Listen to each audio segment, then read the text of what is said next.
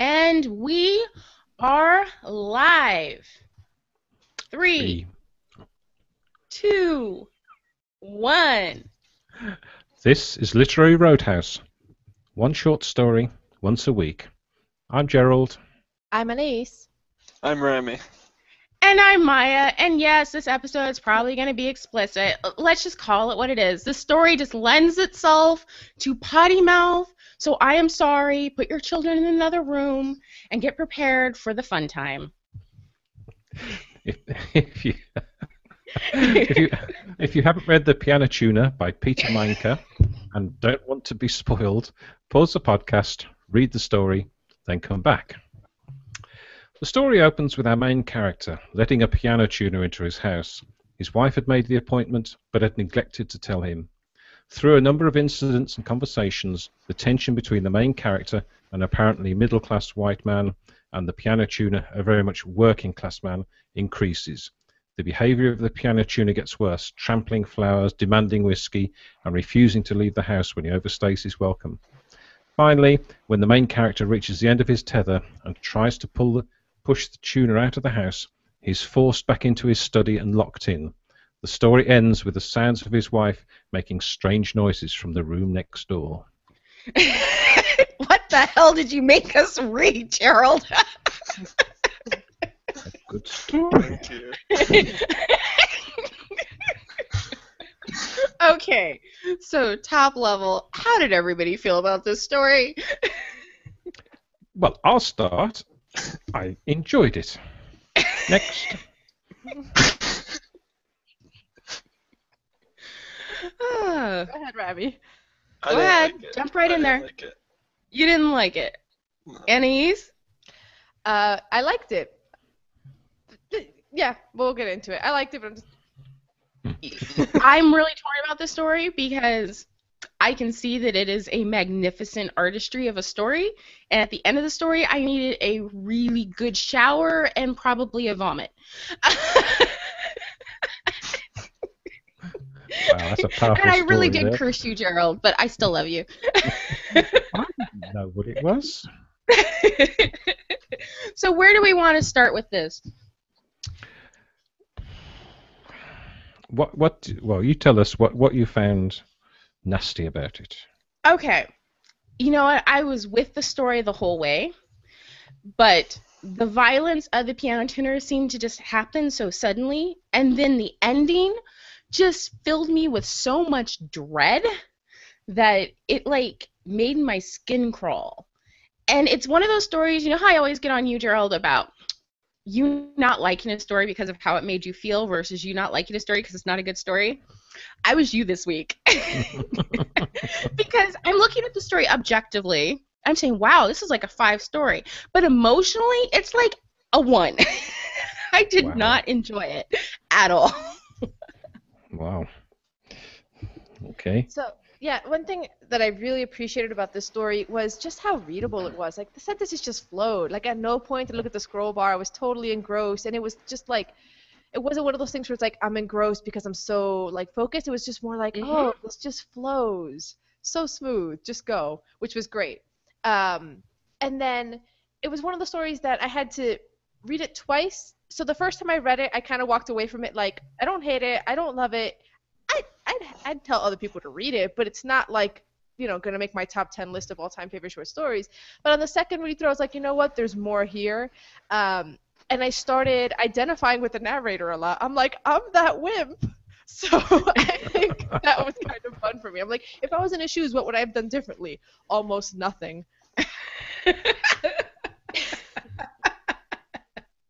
And how about you, Remy?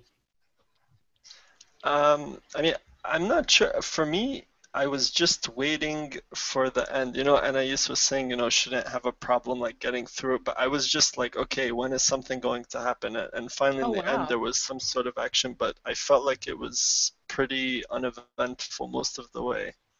I did like the writing, like the descriptive phrases that were used, but as far as the story itself, it didn't make a big impact for me.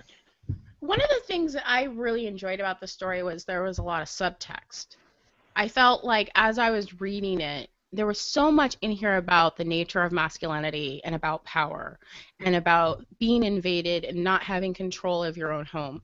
And the ending just really hurt. Like it emotionally hurt me because at this point, you know he has no control over anything in his home, and now his wife is in his home. And she's going to be attacked. You just know that. And that, like, I have a hard time. You know how Gerald has a hard time with, like, women being treated badly? I have a hard time with men being emasculated.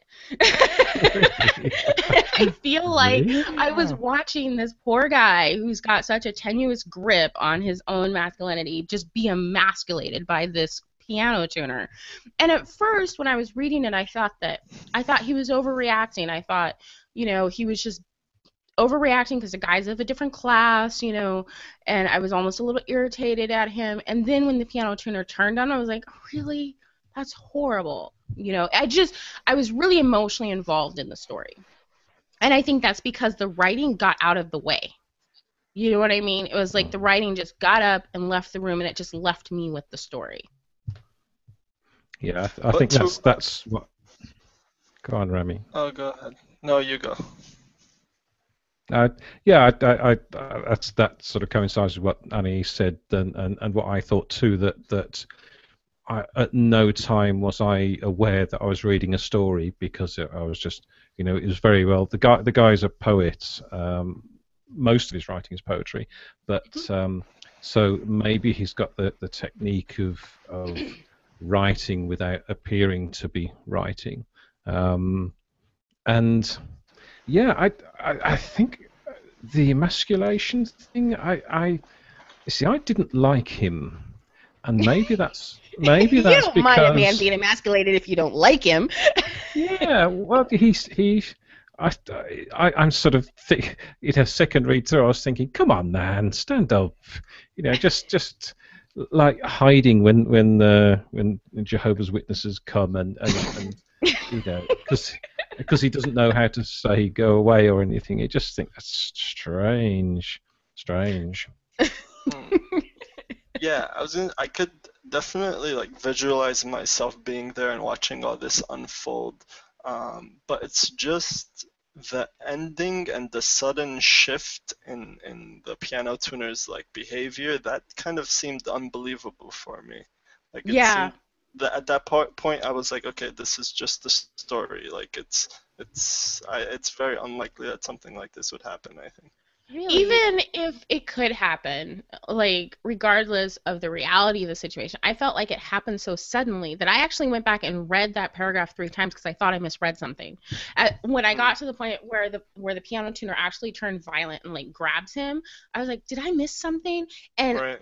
I went back to the previous 2 paragraphs 3 times, and it pulled me out of the story because it happened so suddenly. I felt like if it would have maybe been seeded a little earlier, it could have taken me with it. But at the same time, I agree with Gerald. There's a certain color to a short story when it's been written by a poet. There's a brevity that I'm finding I really enjoy. This story was probably the fastest read that we've had so far. I read this story, I think it was 12 minutes. Usually it takes me an hour and a half, sometimes 2 hours to get through our stories. This story was quick, and it was really brief, and there was a lot packed into a short amount of words. And so maybe that's why the turn just felt too fast. I feel like maybe an extra paragraph in there could have allowed me to go with him without that sudden what the hell just happened feeling. Yeah.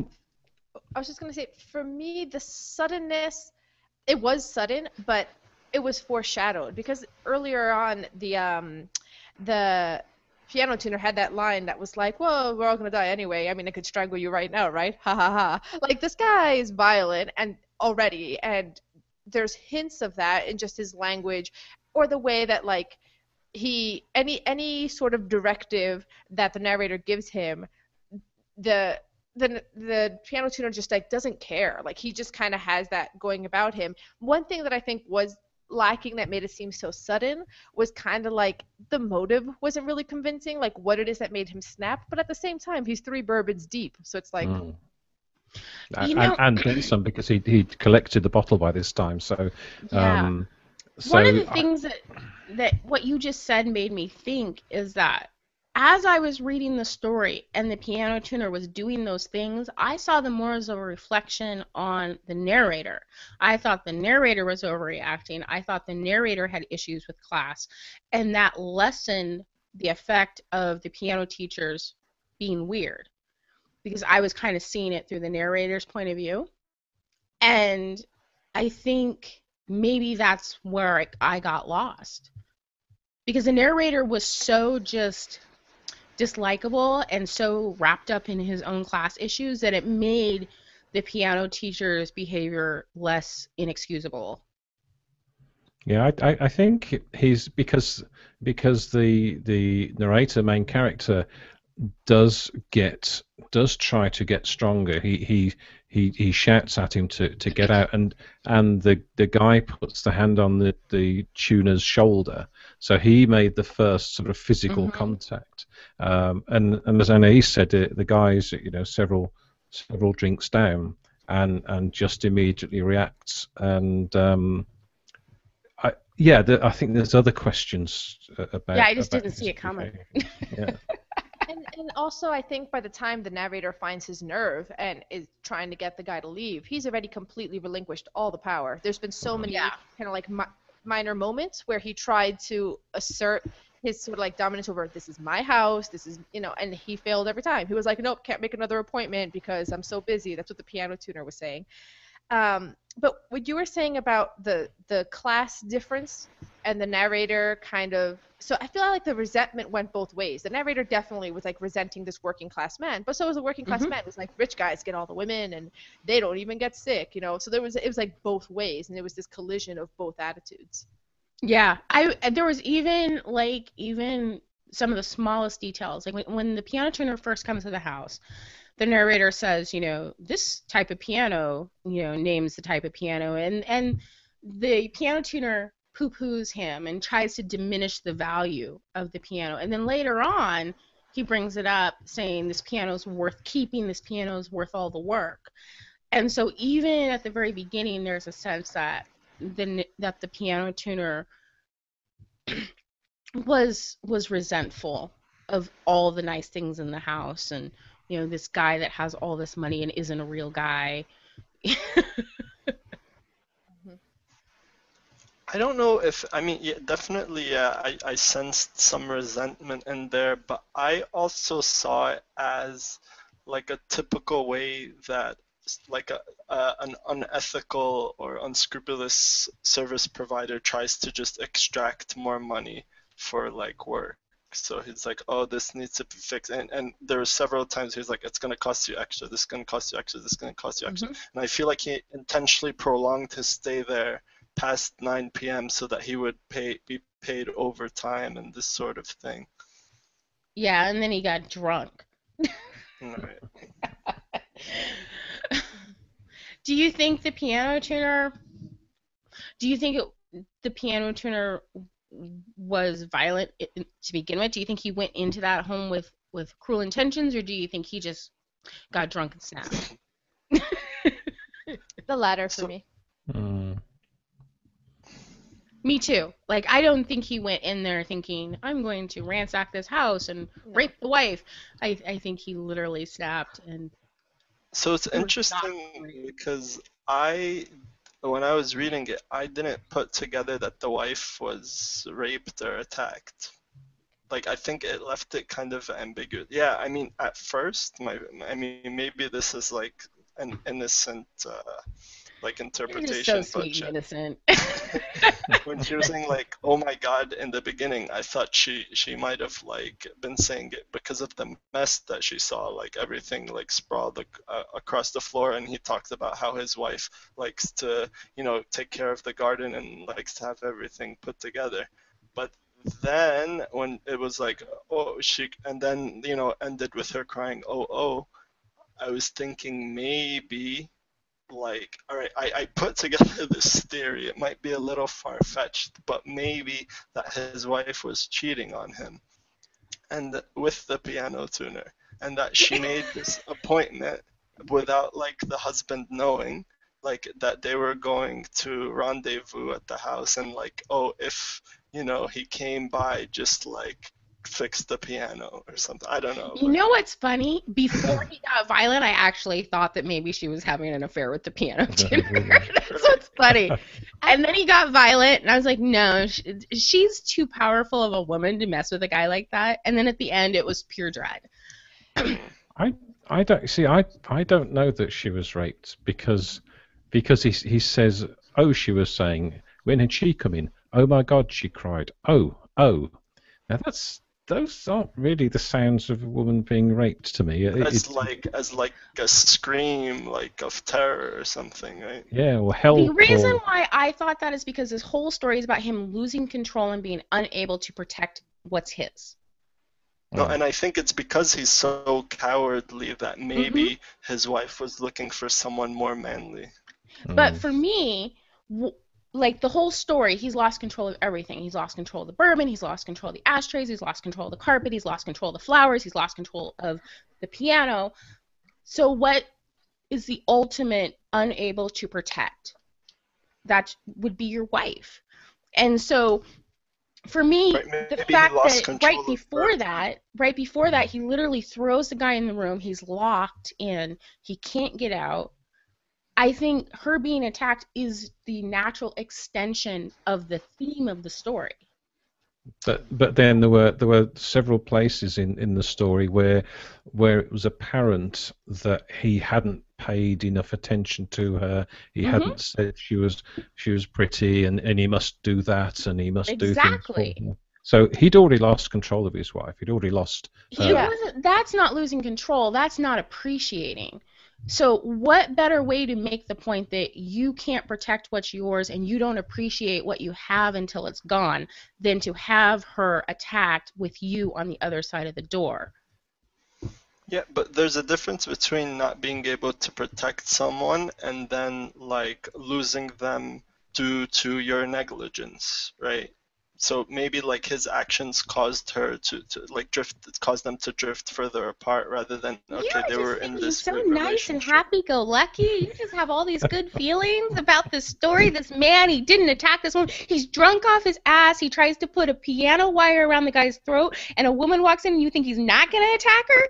I don't know. I'm with Gerald and Rami for the reasons that Gerald and Rami have mentioned, but also because this story has a lot of foreshadowing that happens, and we already know that the piano tuner sleeps with other men's wives because he tells that story of the friend whose wife he slept with, and there's all of this meditation the narrator has on how he doesn't appreciate his wife. So I think, as Gerald was saying, I think the wife, I think you think she's gonna sleep with him with her husband on the other side of the door? Well, I don't think she cares, honestly, because she doesn't care about phoning home when she's out all night.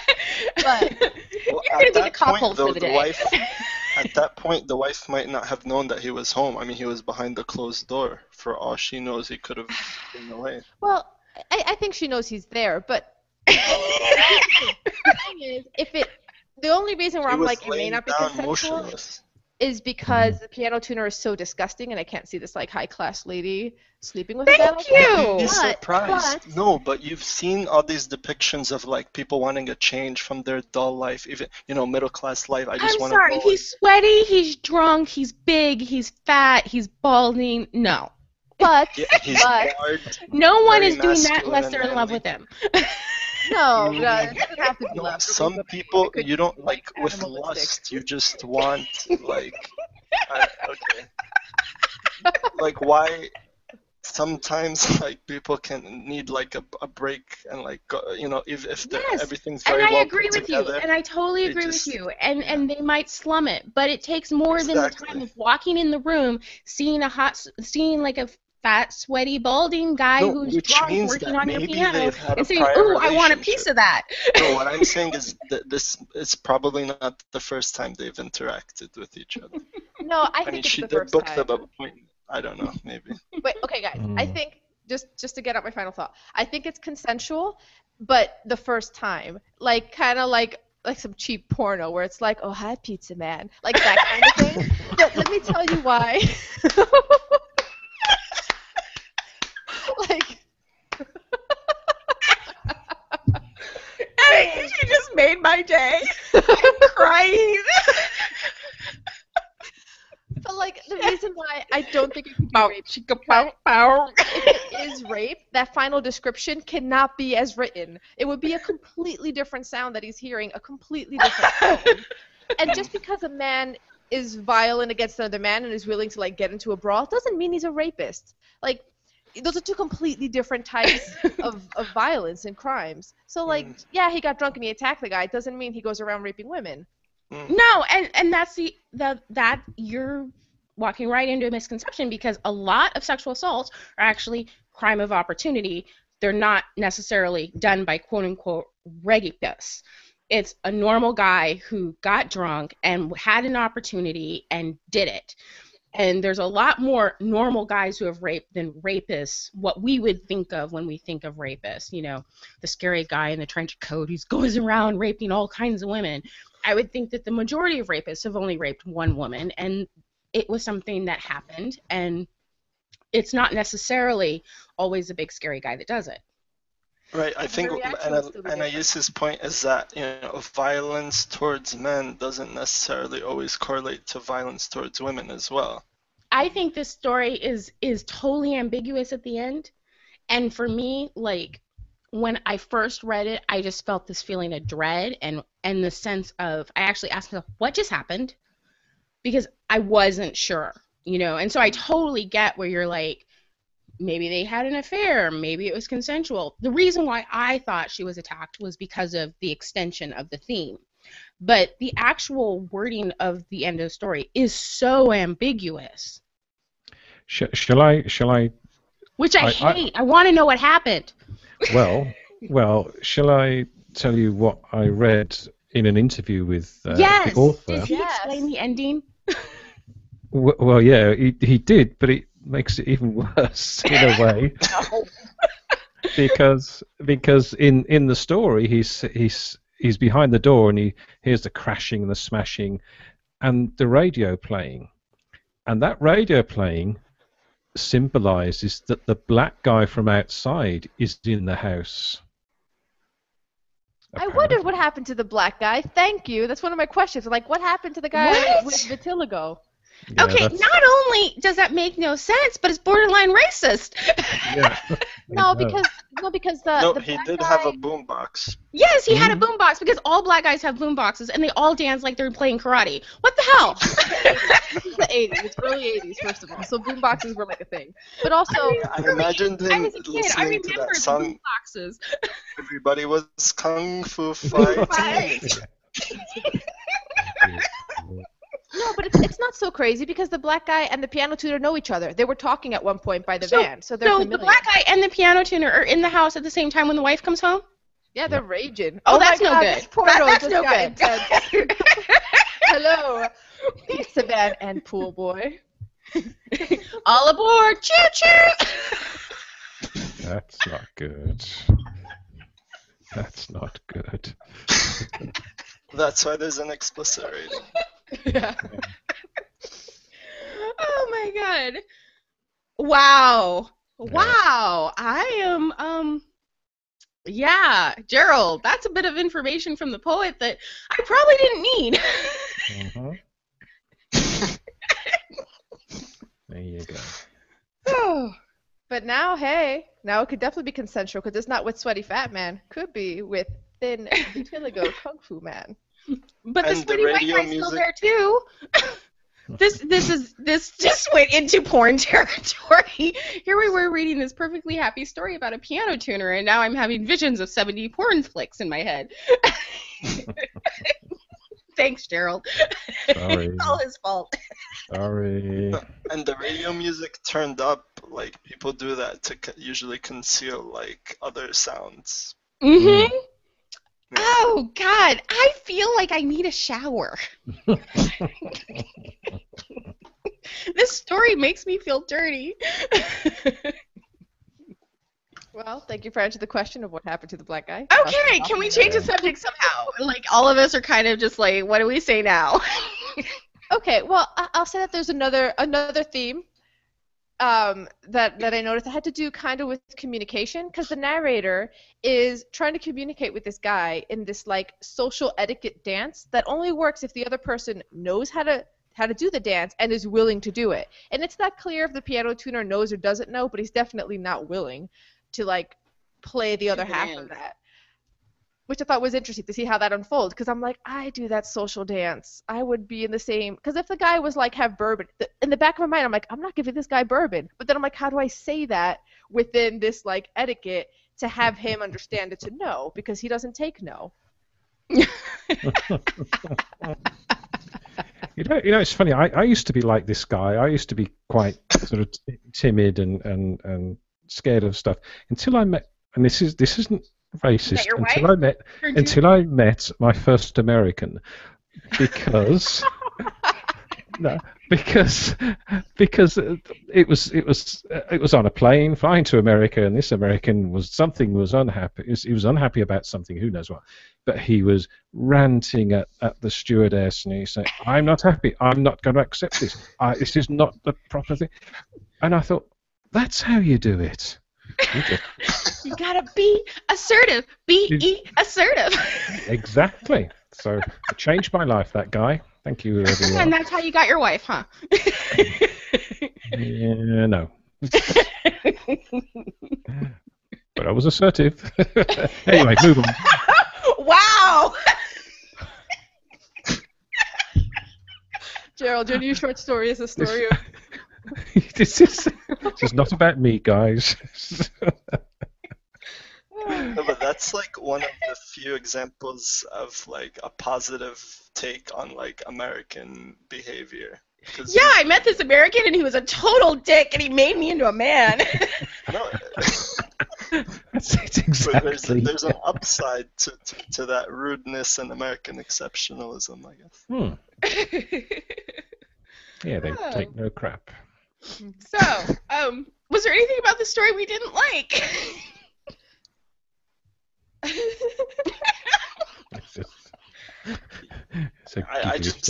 didn't like it overall. Like I said, like initially it was just very slow moving, and I was like, all right. When I knew there was a twist coming, but then when it happened, it just seemed so fantastical that it was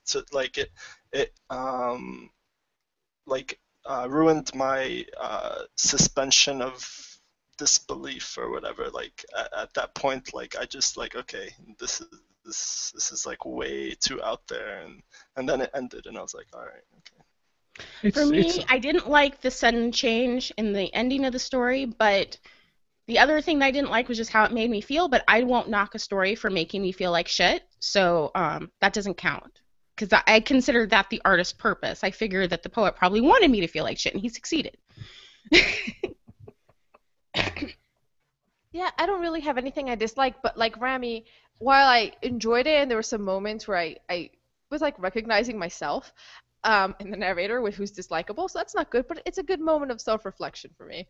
But yeah, the sum total is still not something that I'm like, super excited about. It's a good story. It's just like, it's like one of those like solid, like, I'm glad I read it. It was entertaining, but it's still a very kind of simple story. What do you guys think the author was trying to say with the story? Like, I know that like we look at it, we figure out what we think the themes are, but what do you think his message was, like, from the author point of view?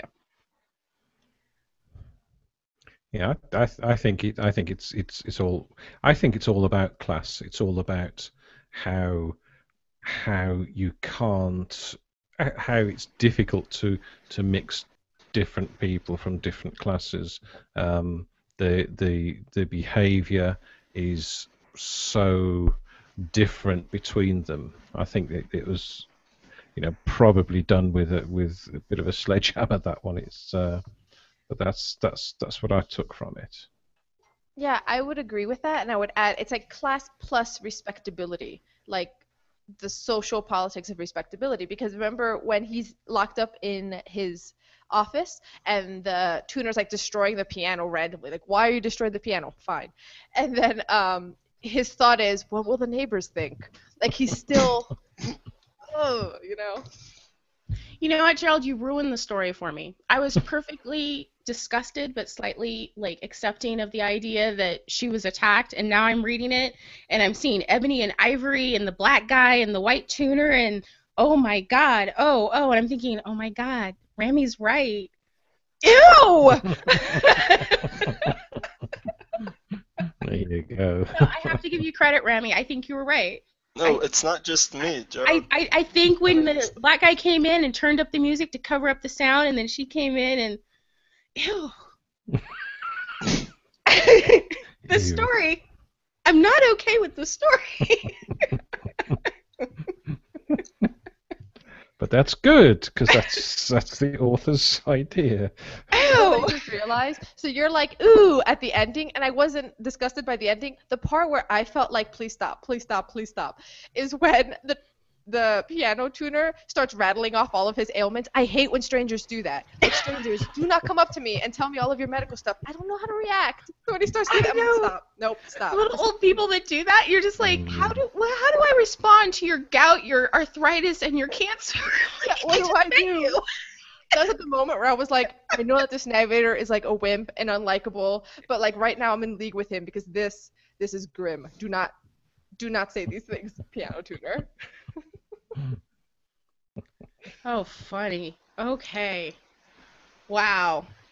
So are we ready to rate this thing? Sure.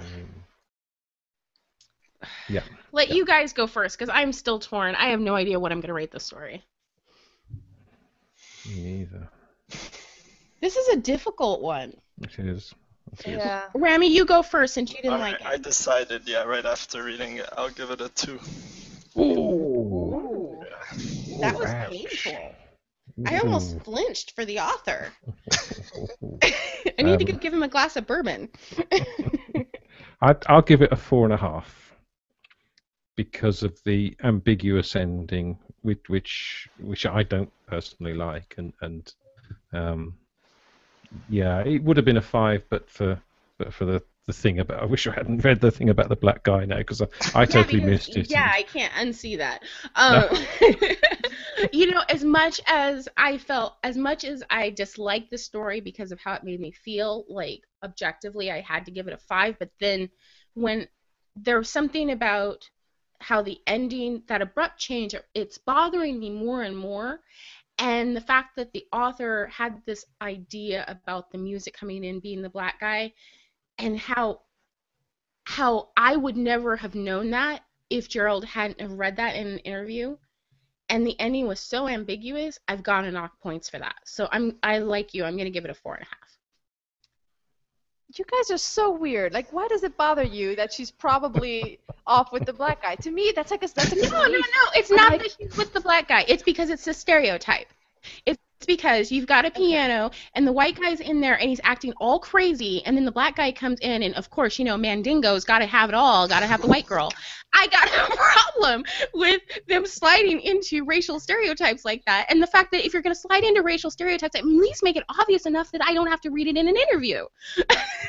Yeah, well, okay, I'll grant you that, but I will say the reason why I'm relieved, okay, so that stereotype part of it is very ugly, but I just couldn't wrap my head around this, like, prim and proper lady, like, going at it with the sweaty, disgusting, fat, But you can wrap your asthmatic- head around her going at it with the sweaty, disgusting white guy and the black guy?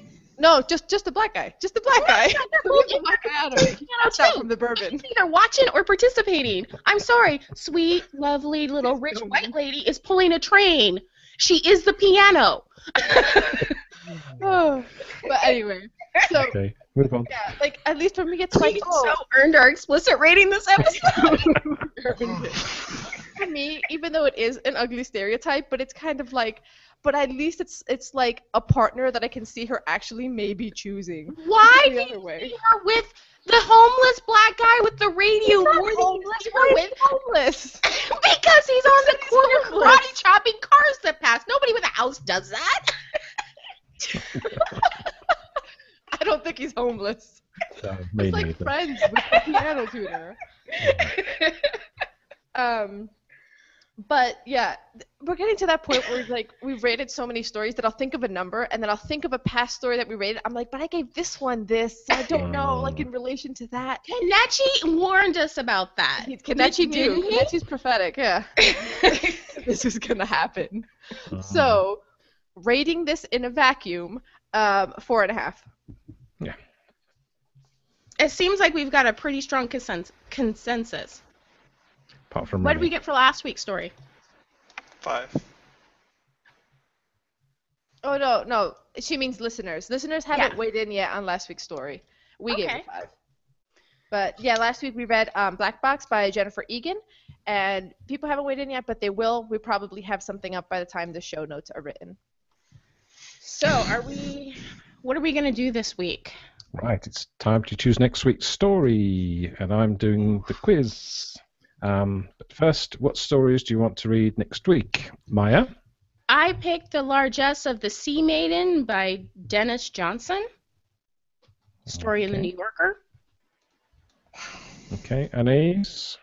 The Semplica Girl Diaries by George Saunders, also in the Oh, New I was going to pick that one the other week.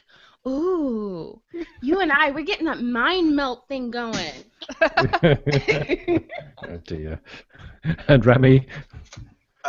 So I'm picking this story called An Occurrence at Owl Creek Bridge, and it's by Ambrose Bierce. I think that's how you pronounce it. Okay, let's do this. Okay, interesting stories. Okay, so it's quiz time, and we had a story about a piano. So what I want you to tell me is whether these names that I'm going to read out are actual piano makers, or whether they're made up piano I'm makers. gonna lose. Okay. Okay, Yes. let's do this. It's quite it. Right, so Maya, you go first. Bluthner. Piano maker. Correctamundo. Anais. Kimball. Piano maker. Ah, you gave her low-hanging fruit. Yeah. That was You might have- low-hanging. It was in the story. You might have made it up. Might have been fictional. You never know. Remy. Richthofen. Made up. Correct. Well done. Oof. Ooh. There we go. First round, all correct. Maya. Eastman. Piano. Very good. Do you play the piano? I used to. Okay. I used to play lots Anais? of instruments. Okay. Anais. Ludwig. Piano. Correct. Rami. Mendelssohn. Made up. Wrong. It's true. Okay. Maya. Mhm. Karl-Heinz Mahler. Made up. Correct. Anais. Bachmann. Piano. Made up. Ah, Rami. Maya's winning. Rami. That never happens. Don't get too Five. excited. Shut up. Pfeiffer. Pfeiffer? That's Michelle. That's made up. No, it isn't. It's a piano maker. Sorry. Maya. Schultz. Schultz. Mm. That one's made up. No, it isn't. Ah, I had a feeling. Damn it. That's- See, you jinxed me, Anais. You were like, she's winning. Now I'm going to lose every single question from here on to the end. Anais Steinbeck. Piano. Wrong. No. Steinway is the piano. Steinbeck is the author. Yeah. Like, wait a minute. Wah, wah, wah. Remy Smith and Barnes. Piano. Sorry. Piano. Piano is correct. Yes. Maya Suzuki. Piano. Correct. Anais Yamaha. Piano. Yeah, that's an easy one. Remy Kawasaki. Made up. It's made up, yep.